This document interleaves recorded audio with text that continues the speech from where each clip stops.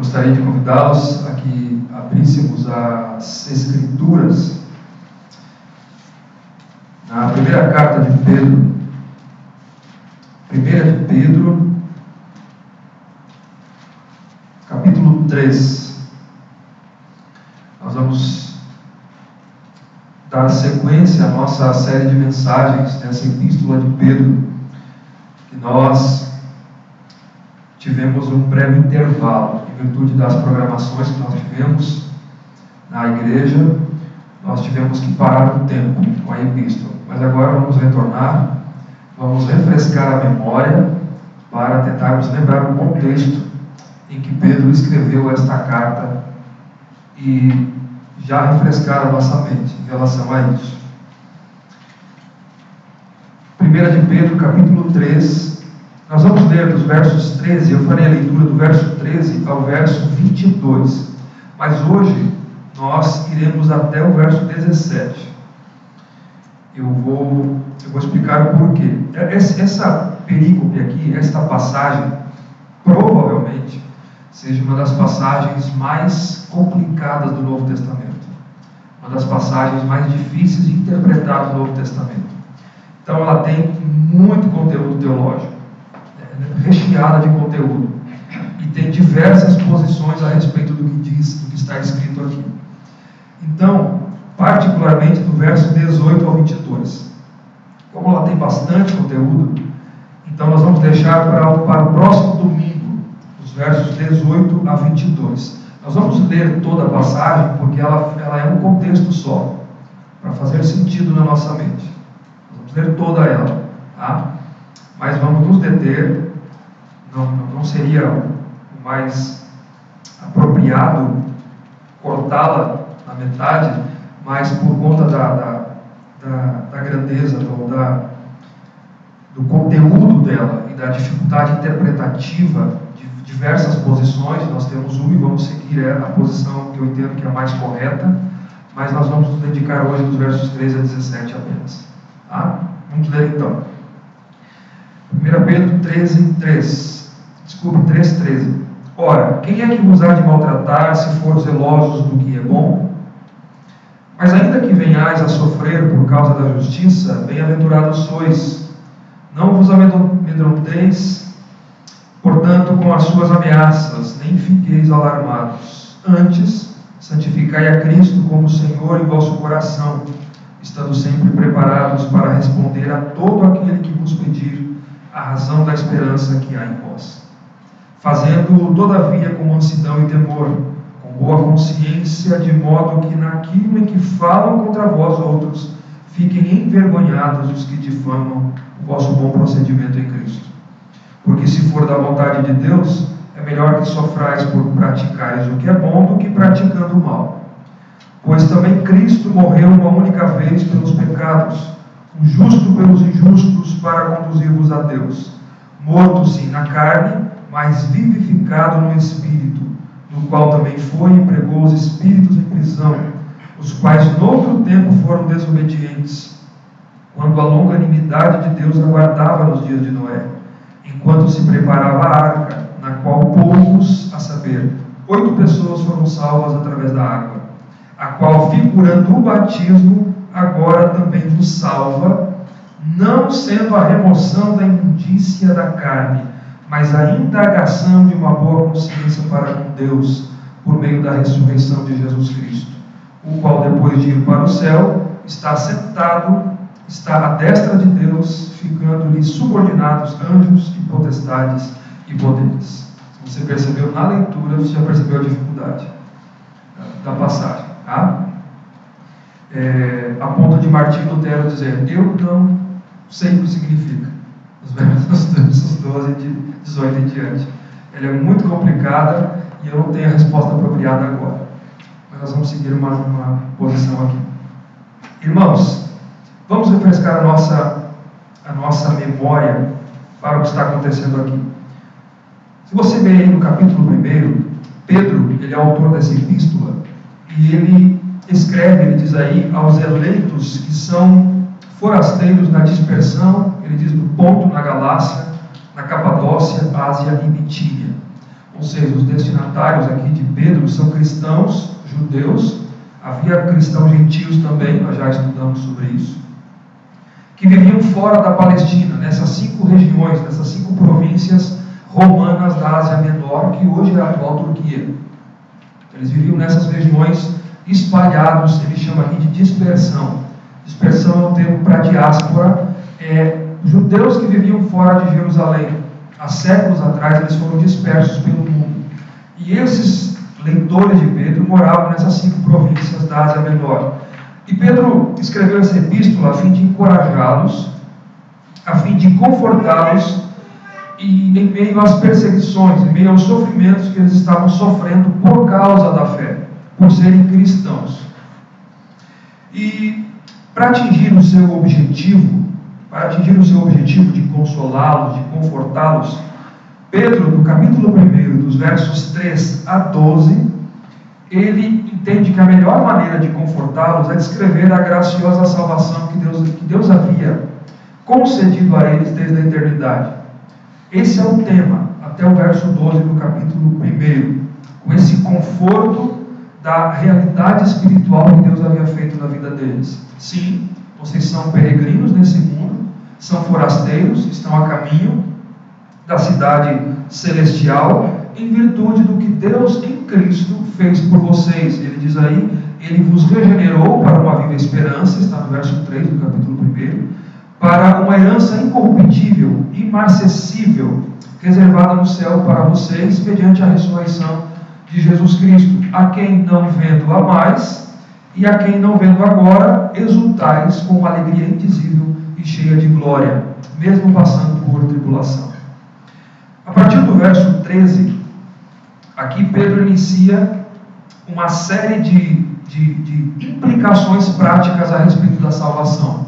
Ou seja, porque vocês foram alcançados pela graça de Deus, então a vida cristã tem uma maneira de proceder. Ele dá uma série de aplicações práticas em virtude dessa salvação. E são 5. Primeiro, dos versos 13 a 16, Pedro diz, que vocês sejam santos. A razão que ele dá, porque o Deus que vos chamou é santo. A segunda implicação prática, dos versos 17 a 21, capítulo 1 ainda, portem-se com temor durante o tempo da vossa peregrinação. E ele diz, porque um alto preço foi pago pelo resgate de vocês, que é o sangue de Cristo. Terceira, dos versos 22 a 25, amem-se uns aos outros, porque vocês foram regenerados pela palavra de Deus. A quarta exortação, capítulo 2, dos versos 1 a 3. Portanto, porque vocês foram regenerados pela palavra, desejem ardentemente essa palavra, porque é por meio da palavra que vem o crescimento espiritual da vida de vocês. Vocês precisam crescer no meio da perseguição. E é pela palavra que Deus dá o crescimento. E por último, ele diz nos versos 4 a 10 do capítulo 2, chegando-vos então para ele, para Cristo, a pedra que vive, a pedra a qual vocês foram edificados, casa espiritual, edifício de Deus, vocês que não eram povo, ele diz no verso 10, mas agora são povo, vocês que não haviam alcançado a misericórdia, mas agora alcançaram misericórdia. Do capítulo 2, do verso 11, até o capítulo 3, verso 12, ele encerra a sessão da carta e ele passa a expor, então, como essa salvação, ainda em implicações, ela deve ser aplicada nos vários relacionamentos sociais. E são 5 também. Primeiro, dos versos 11 a 12, do capítulo 2, nosso relacionamento diante do mundo. Segundo, diante das autoridades civis, dos versos 13 a 17. Depois, o terceiro, a relação no trabalho, dos versos 18 a 25. Por quarto, a relação entre marido e esposa, capítulo 3, dos versos 1 a 7, ou seja, no matrimônio, no casamento. E Pedro encerra a sessão aqui, dos versos 8 a 12, que foi o último sermão nosso, exortando como, é uma exortação geral, de como eles deveriam viver fraternalmente entre irmãos, e como eles deveriam proceder diante dos inimigos. E ele encerra dizendo exatamente isso, porque os olhos do Senhor repousam sobre os justos, e os seus ouvidos estão abertos às suas súplicas, mas o Senhor está contra aqueles que praticam o mal. mesmo que sejam inimigos. Sejam os inimigos. A partir do verso 13, que é o texto que nós lemos, nós já estamos aqui na segunda seção da carta. Nós dividimos ela em duas grandes partes aqui para melhor exposição. E nessa segunda sessão, Pedro ele vai tratar mais especificamente a respeito do sofrimento. A carta toda está imbuída desse contexto, mas aqui ele foca mais, ele dá mais ênfase na questão do sofrimento. Como é que esses cristãos eles deveriam se portar em meio ao sofrimento? Qual é o objetivo do sofrimento? Qual é o propósito do sofrimento na vida do cristão? Por que ele passa por isso? E como é que ele deve encarar essa situação? Então, até o final, esse é o tema da carta, tá? Como é que eles deveriam viver corretamente. E é importante lembrar aqui por que Pedro foca nisso, no capítulo 3, verso 13 até o final. Ele está escrevendo essa epístola de Roma, no reinado de Nero. Nero, imperador romano, reinou de 54 a 68. E essas 5 províncias estavam debaixo do governo de Roma e da autoridade do imperador. E as perseguições estavam crescentes nessa região. Logo iria começar a grande perseguição. Tem uma ideia, Nero foi, diante do período de Nero, que o apóstolo Paulo foi decapitado e que Pedro foi executado também. Paulo e Pedro morreram no governo de Nero, no ano 67 ou 68. Essa carta foi escrita aqui um pouquinho antes da grande perseguição. Nero ele põe fogo em Roma, no ano 64, ele acusa os cristãos e logo todo mundo acreditou, porque os cristãos eram vistos como maus cidadãos, os cristãos eram perseguidos porque não adoravam os muitos deuses de Roma, os cristãos não iam em praça pública queimar incenso ao imperador, a César, que tinha o nome de Kyrios, que é a palavra grega para Senhor, mas porque eles diziam que só tem um Senhor, que é o Cristo, o Kyrios, e eles não adoravam mais ninguém. Então eles eram vistos como maus cidadãos, eles eram perseguidos, eles poderiam ser maltratados, eles poderiam ser assediados muito pela polícia local, tratados com maldade, surrados. A própria sinagoga judaica perseguia, pressionava as esposas que os maridos haviam se convertido ao cristianismo, elas pressionavam as esposas a abandonarem os maridos. Eles poderiam sofrer diversas calúnias, retaliação, hostilidade. Isso estava em escala muito crescente já no primeiro século, até a grande primeira perseguição. E por isso a tentação ao desânimo, ao desencorajamento, era muito presente. A tentação a voltar atrás, nós sabemos disso. Quando começa uma grande dificuldade, o desencorajamento, o desânimo bate a porta. E isso estava acontecendo. E Pedro escreve então para encorajá-los. E agora, como eles deveriam se portar em meio a essa situação, compreender essa situação à luz da cosmovisão cristã e enfrentar todo esse sofrimento procedendo de maneira correta. Como é que eles deveriam fazer isso? Hoje, nos versos 13 a 17, que na verdade vai ao 13 ao 22, é o mesmo tema, nós vamos dar sequência semana que vem, Pedro vai tratar sobre sofrer por causa da justiça. Esse é o ponto de Pedro aqui. Ele vai advertir os seus leitores que se os cristãos, nessa circunstância de perseguição e sofrimento, tiverem de passar por sofrimento, que não seja em virtude do pecado, de praticarem o mal, mas por causa da justiça, da retidão e de praticarem o bem. Se você sofrer, não é como uma consequência do seu erro, mas por conta da justiça. Bem-aventurados são esses, então. Esse é o ponto de Pedro aqui. E o que ele vai fazer é isso, dos versos 13 a 17. E dos versos 18 a 22, semana que vem, ele vai apontar para o exemplo de Cristo. Para justificar, para sustentar a sua palavra. Vamos lá então, queridos. Verso 13 a 17, mais uma vez. Eu só queria dizer algo para vocês que eu acho importante, antes de irmos para o texto. Hoje em dia, nós vivemos cercados por um contexto evangélico de teologia da prosperidade. Eu sei que isso não é novidade para ninguém aqui. Talvez muitos estão nos assistindo pelo nosso canal, pela internet, e sabem do que eu estou dizendo também. Nós vivemos cercados por esta teologia famigerada que destruiu valores caros da fé e ainda está destruindo, e ainda suplanta ou distorce valores caros da nossa fé.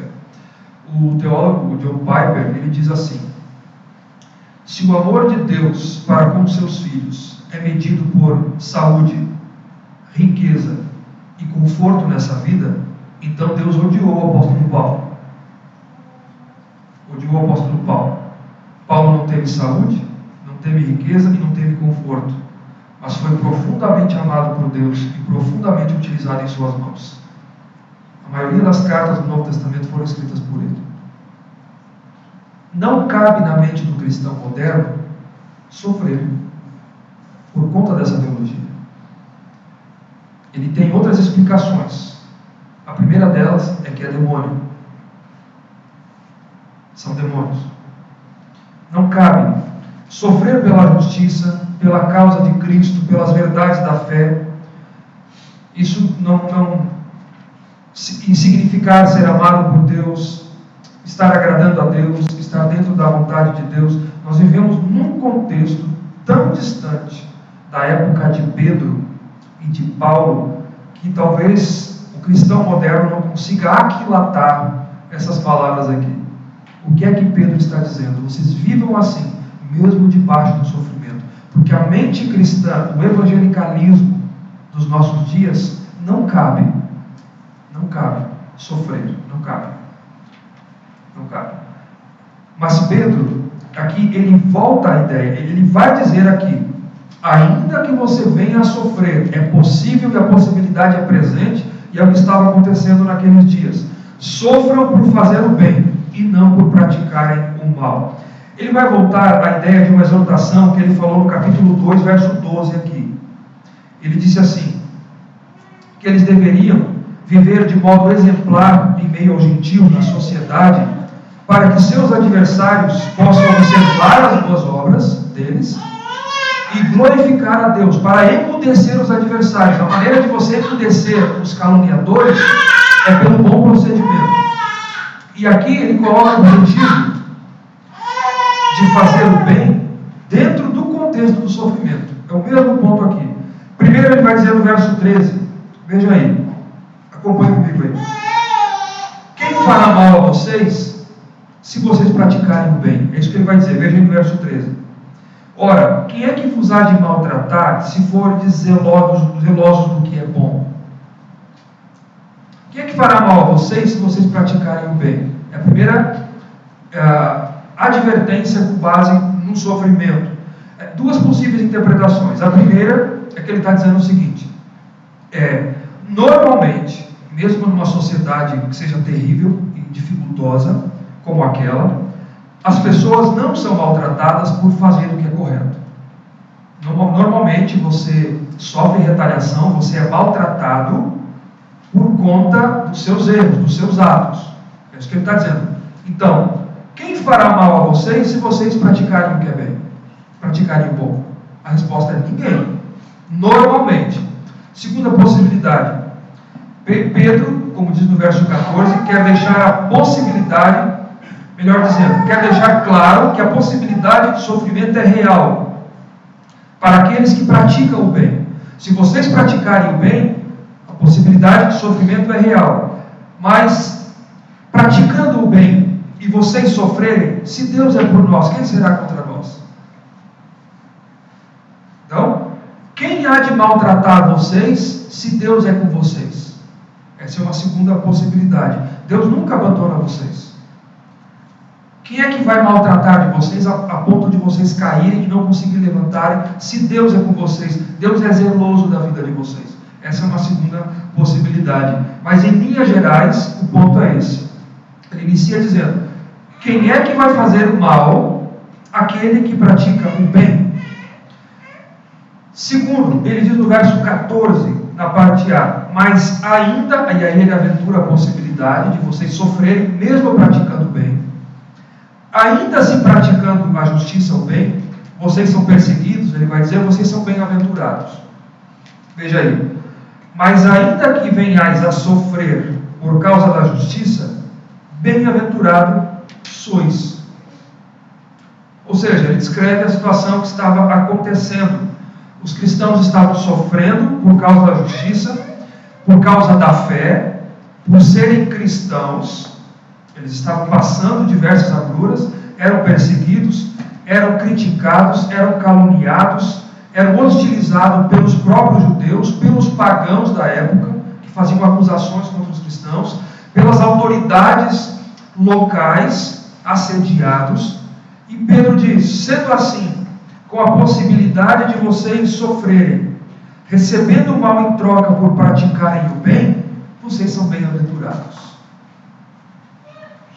Ainda que praticando o bem vocês sofram, vocês são bem-aventurados. O que ele está fazendo aqui é remontando as palavras do Senhor Jesus, no Sermão do Monte, Mateus capítulo 5, verso 10 a 12. Jesus disse assim, bem-aventurados os perseguidos por causa da justiça, não por praticarem o mal, mas por causa da justiça, porque deles é o reino dos céus. Bem-aventurados sois, quando, por minha causa, vos injuriarem, vos perseguirem, e mentindo disserem todo o mal contra vós. Veja o que Jesus diz agora. Regozijai-vos e exultai, porque é grande o vosso galardão nos céus, porque assim perseguiram os profetas que viveram antes de vocês. Ele está remontando. Então, ainda que isso aconteça, vocês são bem-aventurados, exatamente como foram os profetas antes de vocês. Exultem, alegrem, se alegrem, exultem, porque vocês fazem parte dos bem-aventurados. Qual é a implicação prática disso? É óbvio, se você faz o mal a alguém, e alguém faz o mal para você, e para mim, você só pode culpar a si mesmo. Correto? Você praticou o mal para alguém, e você foi retaliado, você só pode culpar a si mesmo. Mas se você faz o bem, age corretamente, procede de acordo com a justiça e recebe o mal em troca, Deus está do seu lado. Você é bem-aventurada. Você é bem-aventurado. Exatamente como o Senhor Jesus disse. Por causa da justiça, são bem-aventurados. Então, esse é o raciocínio de Pedro aqui. Depois ele vai dar 3 orientações aos cristãos de como eles deveriam proceder então. Veja o raciocínio dele aqui. Quem é que, diante desse contexto, quem fará mal a vocês se vocês praticarem o bem? Mas ainda que vocês venham sofrer por praticarem o bem, vocês são bem-aventurados. Portanto, primeira orientação de Pedro, não fiquem assustados com os inimigos. Ele vai dizer isso no verso 14, na parte B. Veja aí. Não vos amedronteis, portanto, esse portanto aqui introduz as orientações do que eu estou dizendo agora. Portanto, pelo contexto aqui, o significado que Pedro dá é objetivo. Quando ele diz assim, não vos amedronteis, portanto, com as suas ameaças, nem fiqueis alarmados. Pense no contexto daqueles cristãos. Ninguém fará mal a vocês se vocês praticarem o bem. Mas ainda que pratiquem o bem e são perseguidos, em troca, vocês são bem-aventurados. Portanto, não tenham medo. Não fiquem assustados. Pedro está dizendo o seguinte: vocês sofram perseguições por causa da fé e por praticarem o bem. Ainda que vocês passem por isso, não tenham medo dos inimigos, não fiquem alarmados e nem fiquem assustados por causa deles. Essa aqui eu disse que é uma possibilidade mais objetiva, porque você vai encontrar em outras traduções, por exemplo, a NVI diz assim: não temam aquilo que eles temem. Vai traduzir dessa maneira: Não temam aquilo que eles temem, é mais subjetivo. Mas eu creio que a melhor interpretação, de acordo com o contexto, é essa. Porque é um contexto de perseguição. Por causa disso, não tenham medo deles. Não se assustem por causa deles. Seja Nero, o imperador um dos imperadores mais cruéis da sua época, mandou matar a sua mãe, mandou matar os seus irmãos. O que sobraria para os apóstolos e para os discípulos de Jesus? Seja Nero, seja os judeus patrícios, seja os pagãos, não se assustem, não tenham medo. Porque ele vai dizer no verso 15: porque eu santifico a Cristo como o Senhor no meu coração. Como eu poderei ter medo? Eu tenho Cristo como Senhor absoluto da minha vida.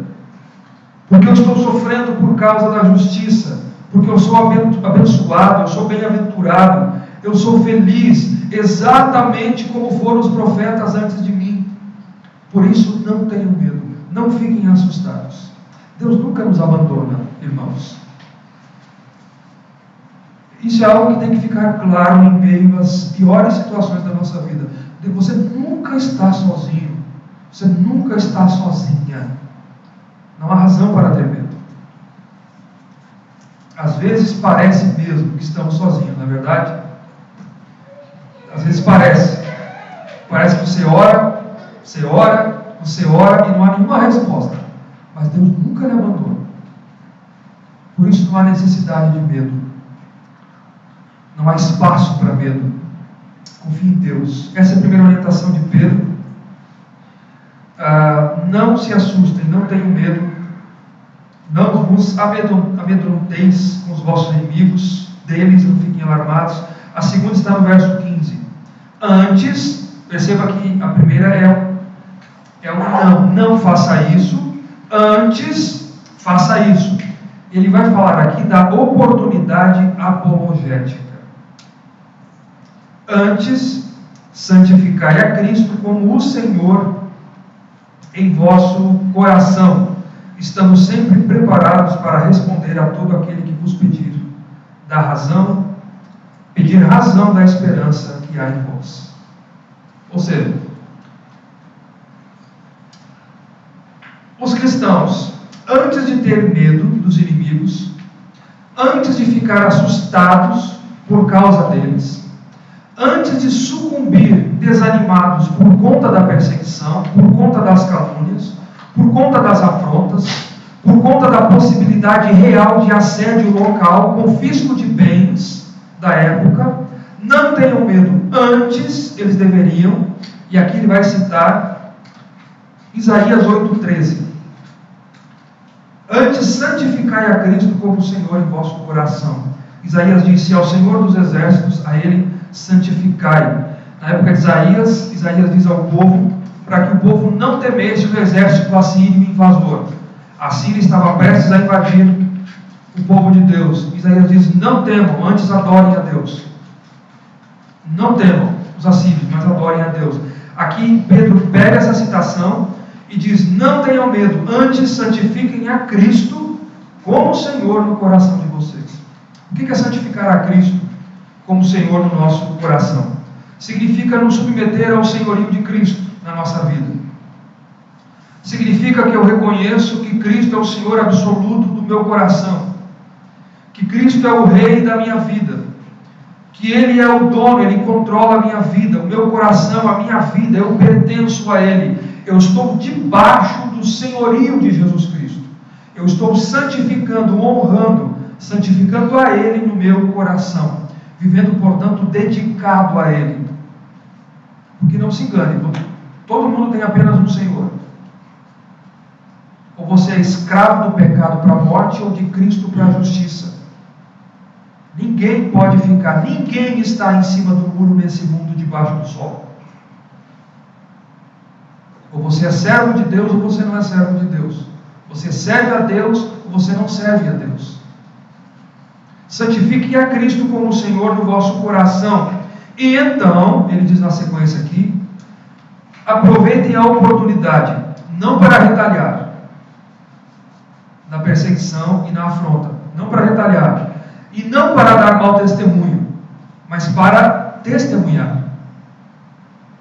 Para testemunhar. Estejam preparados, ele diz aqui, para responder aos inimigos perseguidores a respeito da esperança que há em vocês.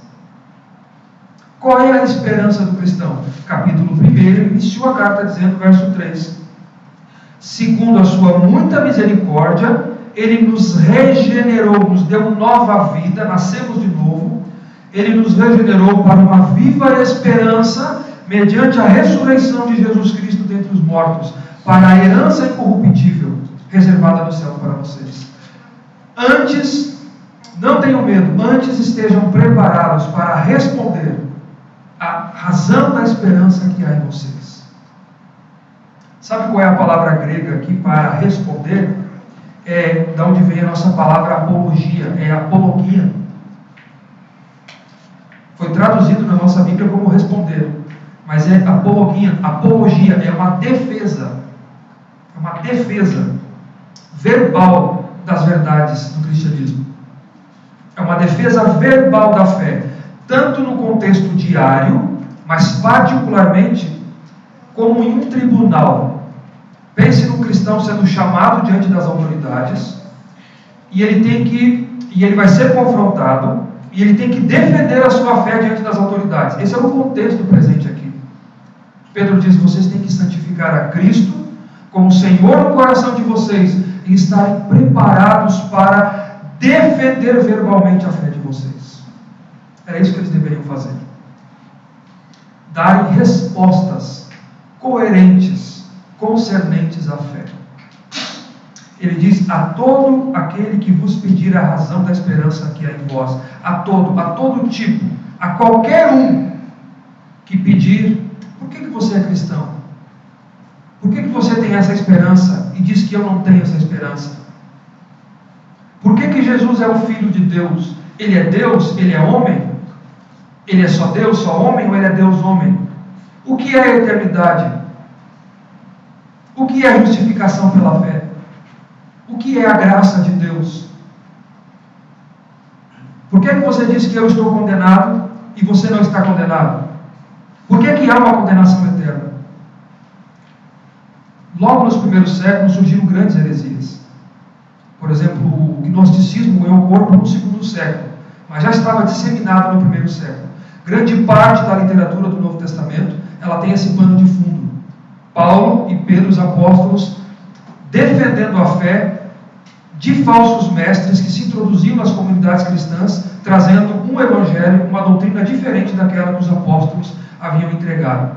Grande parte da literatura do Novo Testamento foi composta com esse pano de fundo, juntamente com o pano de fundo do sofrimento cristão. Vocês precisam estar preparados para defenderem a fé. É isso que Deus espera de nós, irmãos. Santificar a Cristo como Senhor no nosso coração. Ter Cristo como Senhor absoluto da sua vida. E se preparar. Prepare-se. Esteja habilitado para defender verbalmente a sua fé. A fé que nos foi dada de uma vez por todas. Judas, capítulo 1, verso 3. A fé que foi dada de uma vez por todas aos santos. O conjunto de doutrinas que foi entregue à igreja. Esteja habilitado para isso. Mas a verdade é que muitos não conhecem as verdades eternas, as verdades cristãs. Como defendê-la? Como responder? Busque a Deus. Se dedique. Leia as Escrituras Sagradas. Aos obreiros, futuros obreiros aqui, aqueles que nos acompanham pela internet, veja o que Paulo escreve ao seu pastor Timóteo. 2 Timóteo, capítulo 3, verso 15. Que o obreiro ele tem que ser aprovado, que não tem do que se envergonhar, mas aquele que maneja bem a palavra da verdade.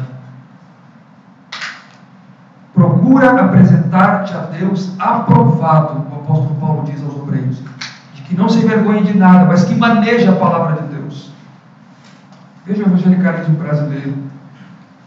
Às vezes não conseguimos dar respostas tão simples. As pessoas nos questionam, nos criticam, e o cristão não sabe o que dizer. Não sabe o que dizer. A orientação de Pedro é essa: aproveite a oportunidade apologética e defenda a sua fé. Terceira orientação, verso 16, ele diz, então, como eles deveriam responder. Eles deveriam responder com atitude cristã, com mansidão, temor e consciência limpa. Veja aí, você deve responder, defender a sua fé. Mas de que maneira? Verso 16. Respondendo, todavia, com mansidão e temor, com boa consciência, de que naquilo em que falam mal contra vós, outros fiquem envergonhados, os que difamam o vosso bom procedimento em Cristo Jesus. Primeiro, nós deveríamos fazer isso com mansidão, temor e boa consciência, ou seja, devemos testemunhar, defender a fé, com respostas, mas não de qualquer maneira. Há um proceder cristão para isso. Há uma maneira de se proceder. Há uma maneira de falar. Provavelmente Pedro esteja dizendo isso porque a própria situação, e nós sabemos bem disso, de dificuldade, irmão, de perseguição, de sofrimento, de contexto de doença, enfermidade, adversidade, eleva os ânimos, não é verdade? Os ânimos são elevados, fica a flor da pele. Isso pode impelir o cristão a agir incorretamente, erroneamente, com retaliação, asperamente. Mas a orientação de Pedro é que a resposta deveria ser ortodoxa, com uma teologia correta, mas também com uma prática correta, com mansidão, com um espírito de brandura, com calma, com temor, com respeito. Com respeito. Tem muita gente que perde. É só você ver a internet, as discussões de internet. Tem muita gente que perde, eu vou chamar a briga, não é briga, né? A discussão, porque não tem respeito. Apelou, meu irmão, perdeu. Perdeu. Às vezes você está com a razão, está com a doutrina correta, está dizendo a coisa correta, mas da maneira errada. Você perdeu a oportunidade de ficar quieto às vezes. Em vez de ganhar a pessoa, você perdeu a pessoa. Porque foi desrespeitosa, foi desrespeitoso, foi áspero, foi arrogante, iracunda. Agiu sem mansidão, agiu sem brandura, invalidou a sua resposta. Vocês já viram alguém assim? Que está com a razão, mas depois perde a razão mesmo com a razão? É só você dar uma olhada na internet. Conservando a boa consciência, diz Pedro, uma consciência limpa. Responda com respeito, com mansidão, com a consciência limpa, sincera. A consciência, ela não está aqui para dizer, não foi colocada por Deus para dizer, porque as pessoas dizem assim, né? Aí eu vou agir de acordo com a minha consciência, mas só um pouquinho. Você tem uma verdade, Deus estabeleceu a verdade. A sua consciência, Deus não lhe deu para estabelecer verdade. Ela está aí para dizer se você age ou não de acordo com a verdade. Ela está para aprovar quando você age de acordo com a verdade que você tem no seu ser e desaprovar quando você age em desacordo. E Pedro diz, haja com a consciência limpa, de acordo com a verdade. Proceda assim, responda assim, mesmo em meio ao sofrimento. E aí ele encerra dizendo, de modo que, naquilo em que falam mal contra vós, lembra que eu disse? Eles eram caluniados, com maledicência, eles fiquem envergonhados, por causa do vosso bom procedimento em Cristo. Pelo bom comportamento dos cristãos, pelo nosso bom comportamento, mostram que aqueles que nos acusam, o fazem injustamente. Está deixando claro, é injusto, porque o comportamento está dizendo que a acusação é injusta.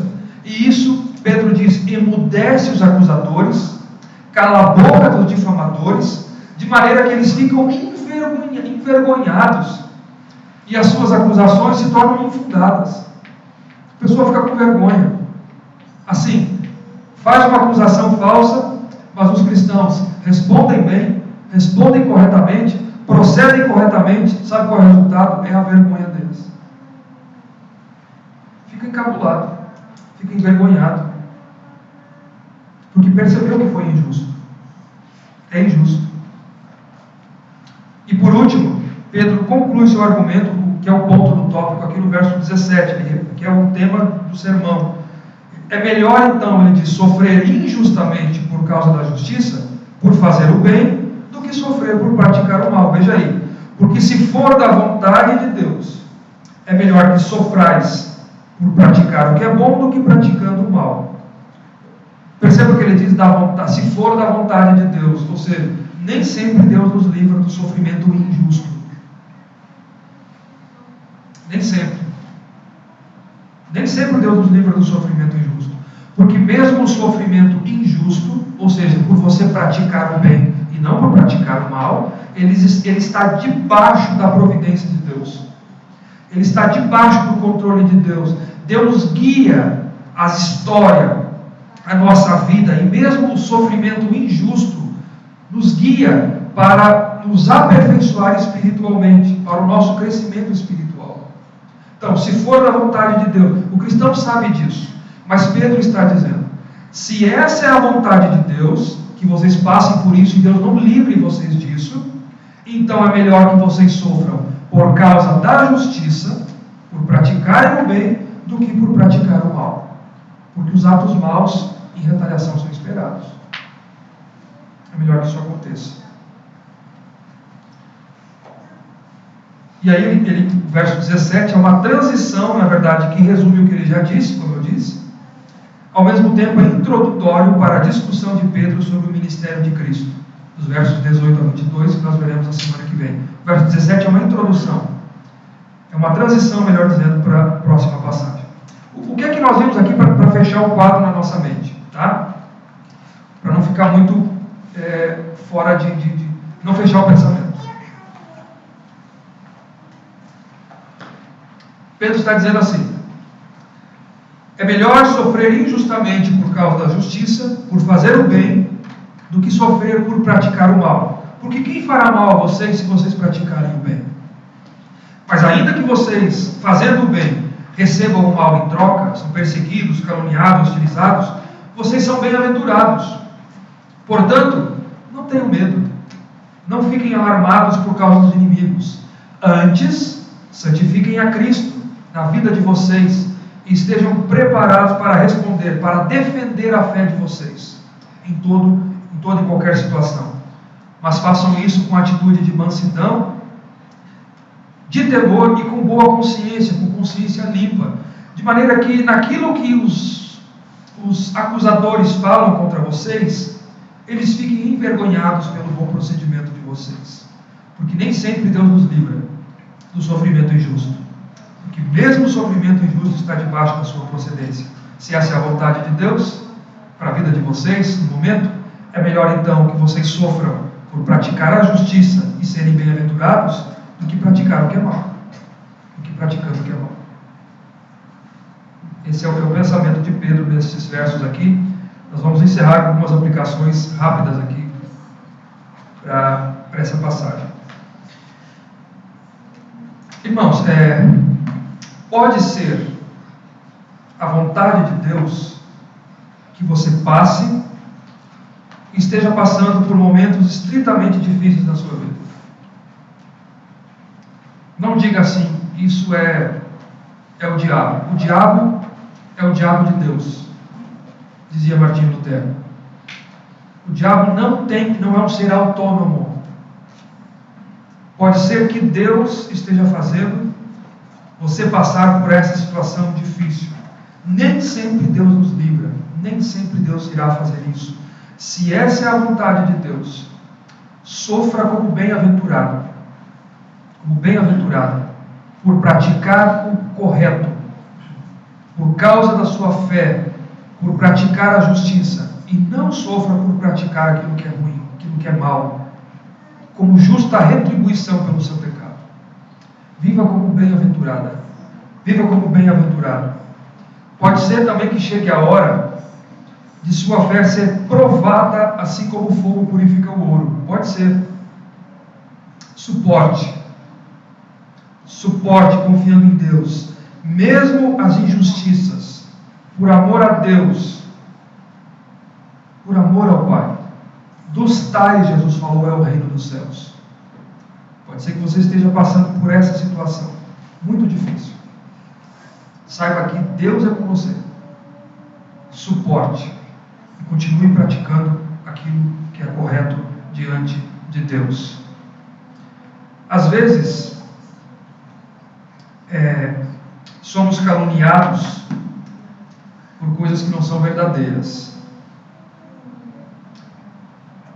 Mas quando é por causa de Cristo, Jesus disse: grande é o vosso galardão. Grande é o vosso galardão. Homens de Deus do passado passaram por isso. Não vai ser diferente com nós. Não vai ser diferente. Mas a evidência de que grande é o vosso galardão. Quando isso acontece por causa de Cristo, Jesus disse. Segundo, santifique Cristo como o Senhor absoluto da sua vida, do seu coração. Cristo deve ser o Senhor absoluto da sua vida. Você não pode ter outro Senhor. Seja você mesmo, o dinheiro, pessoas. Cristo seja o Senhor da sua vida. E então, se prepare. Esteja preparada para dar respostas da sua fé. Para responder, para defender verbalmente, publicamente ou pessoalmente a razão da esperança que há em vocês, que há em nós. Se prepare para isso. Não viva um dia de cada vez como se nada fosse acontecer, como se situações não fossem aparecer. Seja uma testemunha de Cristo. Se prepare para defender a sua fé.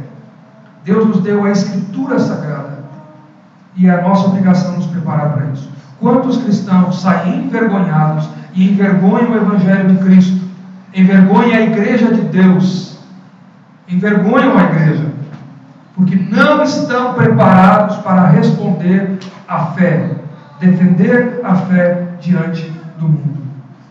Faça isso, mas haja com respeito, haja com brandura, com bom procedimento. O objetivo nunca é simplesmente vencer um debate, mas é conduzir a pessoa a Cristo. Você mira a alma da pessoa que está condenada. Ela toda está condenada e ela precisa ser resgatada dessa maneira de viver. Leve a conhecer a Cristo, a constrangê-la pela sua resposta, o constrangimento da graça de Deus, do Evangelho de Jesus Cristo, e envergonhá-la, se for preciso, pelo seu bom procedimento. Cristo tem que ser o alvo da nossa vida. Cristo tem que estar na nossa mente. E Cristo tem que ser anunciado. E a fé que nos foi dada de uma vez por todas, ela que deve ser defendida, custe o que custar. Que Deus abençoe a sua vida e a minha vida nessa manhã, em nome do nosso Cristo.